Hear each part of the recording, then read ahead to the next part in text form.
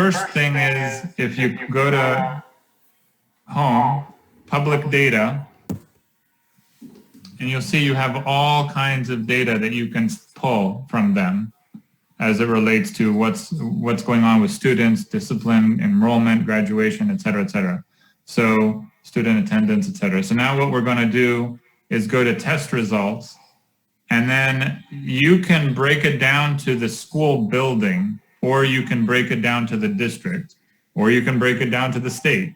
So you have a lot of ways to break something down. And when you're thinking about what's going on in terms of standardized tests, sometimes you have to look at it as the school building specifically. If you've got like one building or two buildings where they've been introducing a lot of propaganda related stuff or SEL, like they're going into things, you might see that those buildings specifically have more of an issue. But let's, for the sake of argument, we'll go through the district. Click on Student Disaggregate District, and you should get to this screen.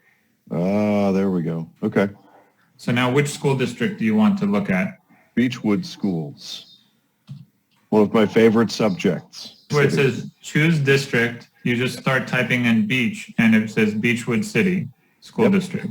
All right. So you select that. Now under school year, you drop down that list and you can get the last, 5-6 school years. Do you see that? Nice. Okay. And now you've got Beechwood, you've got those things. Now, the next thing is there's a subgroup. So you can do all students. You could do it by gender. You could do it by race, economic disadvantaged, English learner, students with disability, identified as gifted. So you've got all these sub things that you can pull as it relates to. So I found very interesting to look at the race one because it shows. Well, let's click on race just so you see what this looks like, and then run report. And so do you see the results? Now, if you go back under school year, for whatever reason, it unchecks 2 of them. So recheck them again. And then now, I don't know why it does that, but it does that every single time. So now we have the results. This is the Excel data table that we have now for this school district for what they've been able to do based on broken down by race. Okay, so what you then can do is click over here, and it says export data under right there. More options. There's a three little dots. Yep. You click on that. You can click export data, and then data with current layout export. And then what that does is it then downloads an Excel file called data, and you can open that. And it gives you the exact same thing that was just generated, but in Excel. So now we're in Excel. Do you see what I've got here going with Excel? Yes. And what you'll notice is that there's quite a bit of this, it doesn't seem like it's a big school district because there's quite a bit that's blank. I mean, if you notice like under 10 for Hispanic and multiracial and some of the bigger school districts will give you more complete data, so it just depends. So now when you look at this and you say, okay, how do I make this into something useful? Well, it seems to me that you've got pretty decent data for Black, Hispanic, non-Hispanic. So Blacks and Asians, they have data pretty consistently, and then whites have data pretty consistently. So then what you could do is now it's about playing, I don't know how familiar you are with Excel and how to use Excel. Have you done much with Excel before, or? General manipulation and interpretation of data in Excel, I'm very comfortable with. Okay, so let's say, for example, in this, you wanted to create a graph and you wanted to compare, let's say third, so let me go ahead here. This is going to be, okay, enable editing. Let's say I want to create a chart in here. And what I'm going to do is I want to say this is going to be the chart for elementary 3rd through 5th grade proficiency.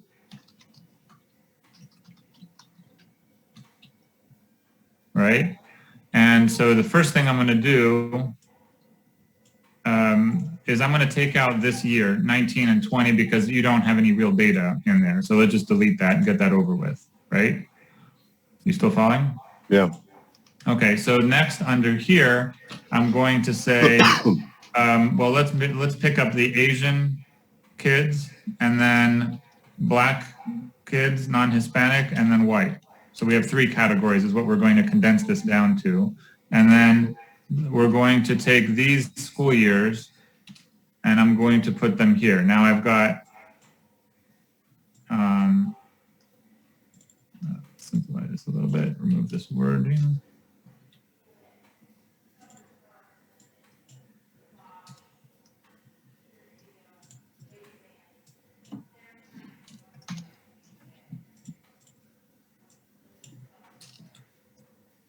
Okay, so now I've got that.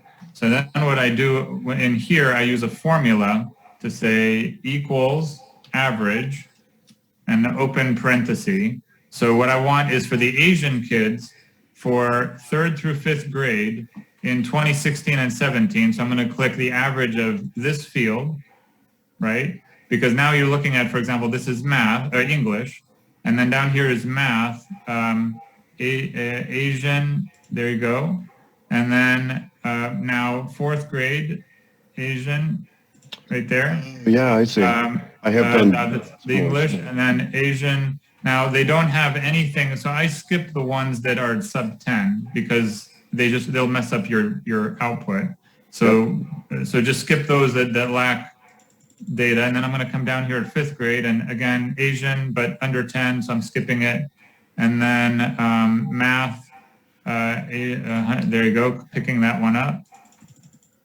And then science is, nothing. So then that's it. So then I hit enter, and now I've just created an average proficiency based on the data that we have from 3rd to 5th grade.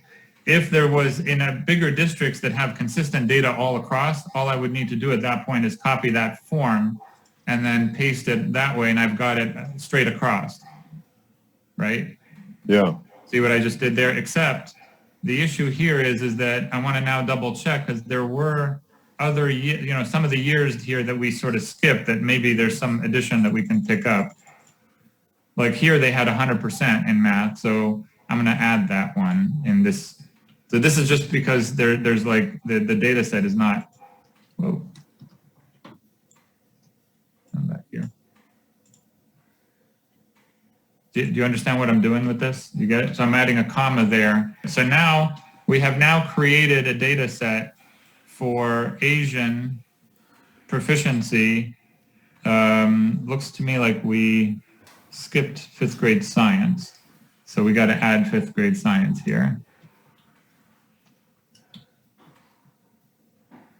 So they don't, so Asian, there you go, science. Asian, and then Asian. Yep. So now we're going to do the exact same thing for blacks. Equals average. Close parentheses, enter. Yep. 97.4, okay. So then black, so we're just doing 3rd through 5th. That's for 3rd, black non-Hispanic. And then hold down the control. That's less than 10. Yeah, I always skip the ones that are less, but everything that's otherwise, you've got it, and then there. So now I click enter, and then now you got it, and you can then copy and paste that across that same formula because it's gonna auto adjust click across. Since we didn't really skip any that time, at least I don't believe so. Every one of them had data in the field. So when you copy and paste across, it'll move the fields over. So you don't have to retype them again. You following? You know what I'm saying? Yeah. All right, so now we're up to, now let's do the whites. And so equals average, open parentheses, there, there, there, there.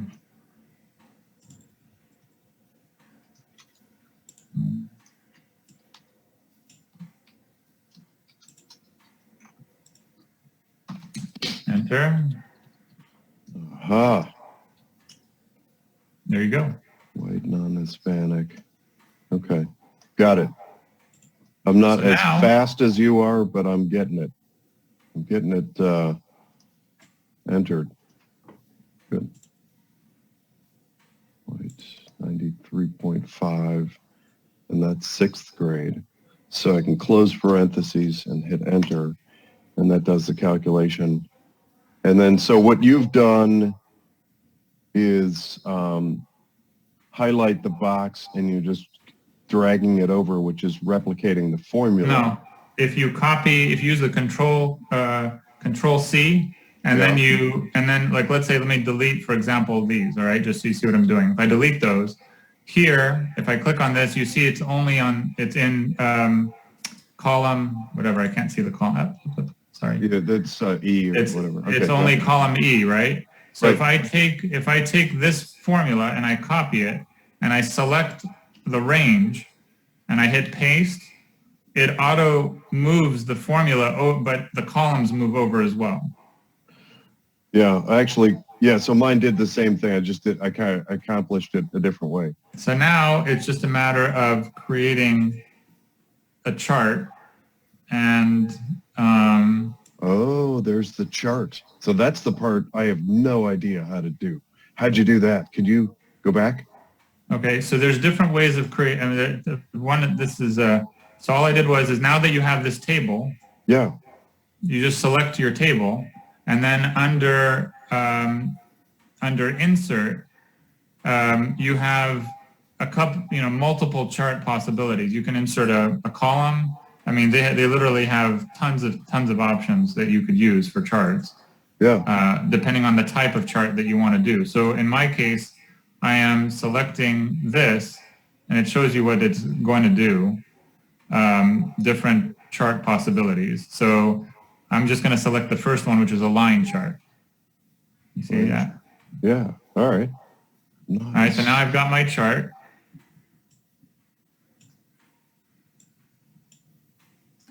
And so what the chart is showing you, they're using the red section to create the bottom. They're using the top purple to create, the years, which is all good. And then now you just have the vertical axis, which is going from 0 to 120%. And that's what it's showing you.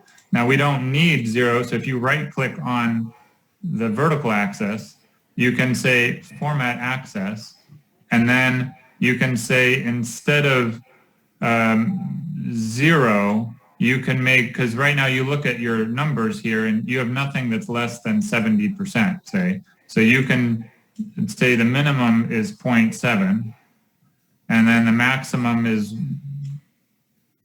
and you see how that changed what the chart looks like? Yeah. You just make the maximum 1 and minimum 0.7, and then now you've got a pretty decent looking chart, and then you can just change the title here to say I can't spell. Elementary, 3rd to 5th, average, proficiency 2016, 2017. by race for, what was this? Beechwood. So then once this chart is created, we have,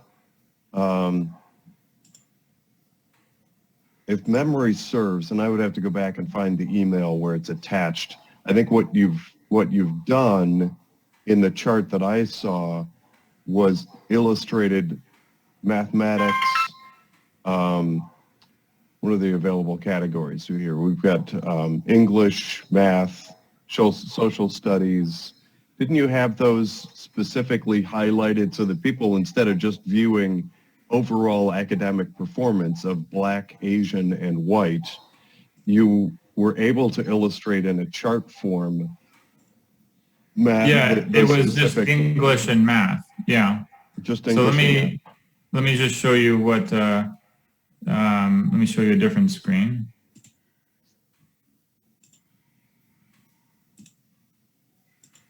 So this is the Excel file that I had shared with you. And as you can see, I basically did the exact same thing. It's just the Dublin school system and the Hilliard school system. And then I just picked up the 3rd and 4th grade English and math proficiency. Like, it sort of depends on what is it that you want to focus on. Because somebody might say, well, social studies, let's put that aside. Let's really look at what's going on with English and math, or math specifically, and that sort of thing. And that's how you get these charts. They're all done in the same way. Now we have more data because Hilliard and Dublin are bigger school districts, so you get more comprehensive data. So you see how you get these sort of things. And so now what we have is 3rd and 4th grade, and you see here that the trend in Hilliard was 3rd and 4th grade was a significant downward slope, in the data. And Hilliard High School algebra, geometry, language arts, average proficiency by race. It looks like it was just sort of a little gradual trend up until about 2019, and then we have everything trending down. And same thing with Dublin High School. Let's see, what's the difference in one above it? Dublin High School average, algebra, geometry, language arts, proficiency by race, 2016 through 2021. Okay. So one thing that you can say with this stuff is, again, are you closing the gap? Because one of the things is, okay, fine, you've got a gap. Now, is the gap, if you've got these same kids on average staying with you in your school district from, the beginning to the end, after 12 years, have you narrowed the gap? Or is the gap just as wide for Black and Hispanic kids? Therefore you're not closing any gap. Right. But then we're starting to get into other crazy arguments, like many schools are closing the gifted programs, which is artificially going to, for sure, going to close the gap, because you're no longer counting the accelerated proficiency of any gifted programs. So that's forcing the top down, which is going to appear on any of these types of charts to close the gap. It's going to narrow that achievement gap. But it is not truly any measure of academic performance, an increase of academic performance in the lower performers. All it is a forced reduction in performance of the academically gifted. But are the academically gifted taking the same proficiency test? Because this is not subdivided based on, this is every single person that took the proficiency, whether they were ELL to enhanced or whatever. Like, everybody who took the proficiency is in this. That's true, and that's a valid point, that there may not necessarily be a correlation between the proficiency test and those areas of academic study. However, it stands to reason that over time, a dropping off of the top tier, or forcing down, if you will, of the top tier of academic performers is going to appear to close that gap. So in other words, I think what we should probably expect over time, and this is an argument that will be proven, unfortunately, over time, that as we stop introducing more advanced curriculum and more advanced material to the gifted, more top tier academic performers, they're going to begin testing lower and lower. I think that's a natural summary conclusion that we can draw, but we'll find that out over time. It's going to take time to combine all of those issues, because one of the good graphs that I've seen recently was comparing, I think it was ACT scores or something like that, to GPA scores. So on average, GPA scores were going up, but the ACT scores were not, showing that essentially grade inflation, as a problem. So that's where you start trying to think about, you've got these data sets, how do you start comparing them to each other?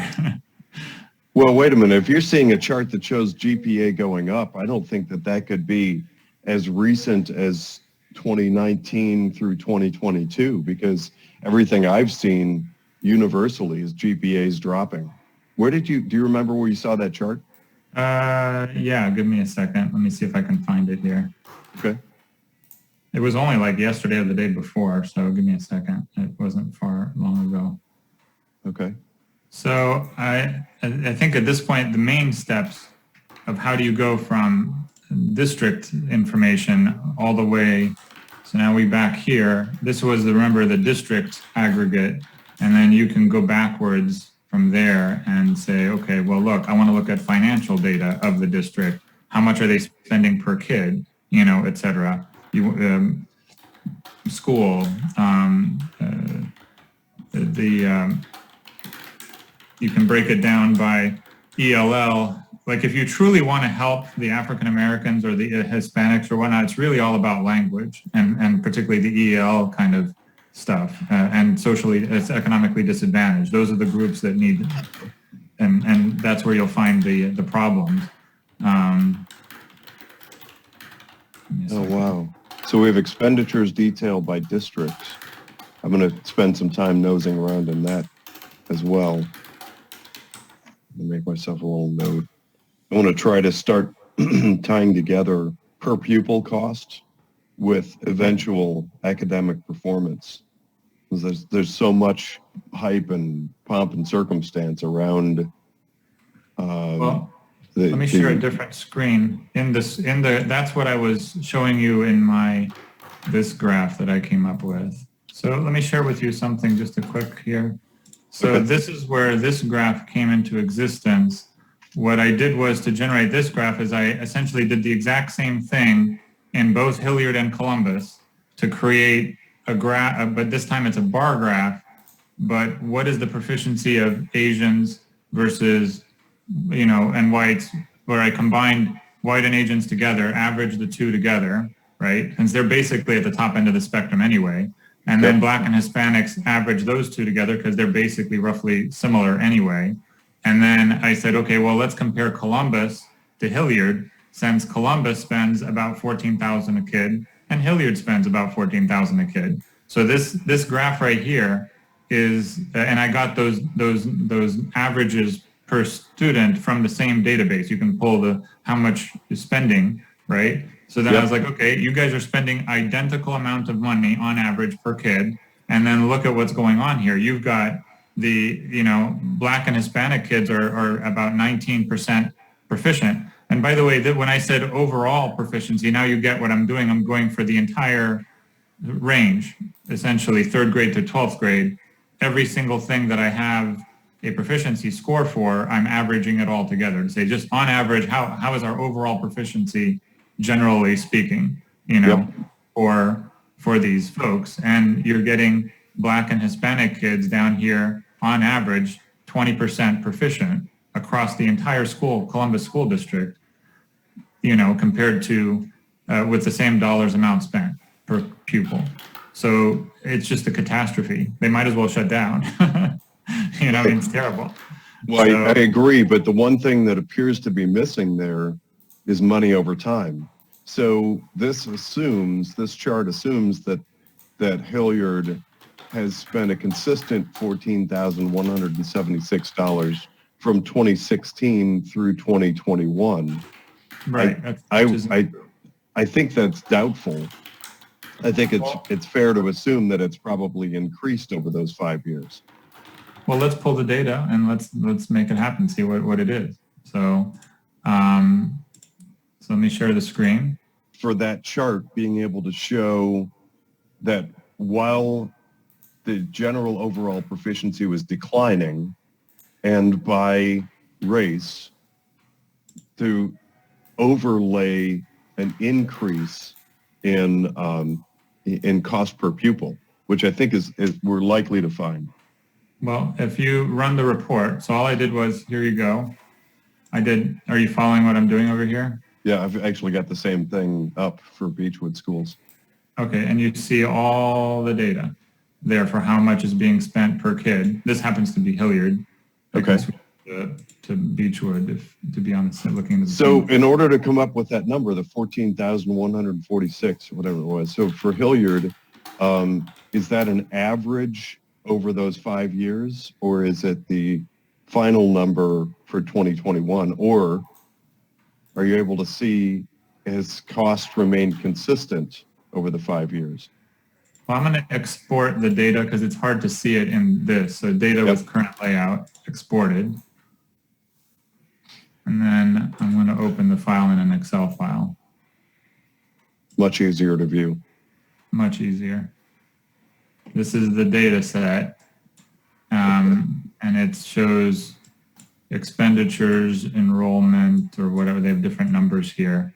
And then they have like a total. So a total expenditures per pupil. And then it's 2016, 2017 was $13,000.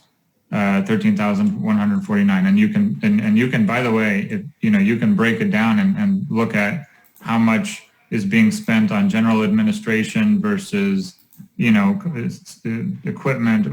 Like you see all of these different costs, right? But let's just for the big picture perspective, because you might say our teacher is getting paid more in some place or another. But anyway, so total 13,149 for 2016, 2017, and then if we scroll over here. 14,000. And then expenditures per pupil, 14,000. So it's actually not been increasing or decreasing too much. It's roughly in the 14,000 range. Yeah. So if you really, I think I probably pulled just the last one, expenditure per pupil, 14,000, but you could average and over the 5 years, because it's really not that different. It's not gone up or down that much. Yeah, it's not going to be a very significant change, the average.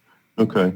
So you see how that's easily done in terms of creating, either pulling averages or whatever it is that you want to do to get the numbers that you want. And then now that you have it, like you can go back and pull out several school districts at the same time, and get all of their data and then reference it and go from there.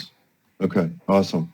Yeah, and combine them on multiple charts or a single chart with multiple districts in order to compare to neighboring districts that are similar, those sorts of things. Wow, this is phenomenal. I had no idea all of this data was available on one site. They don't want you to know. Right. Yeah, it's not like they're going to advertise. Like, hey, go here to find out all the bad things we're doing.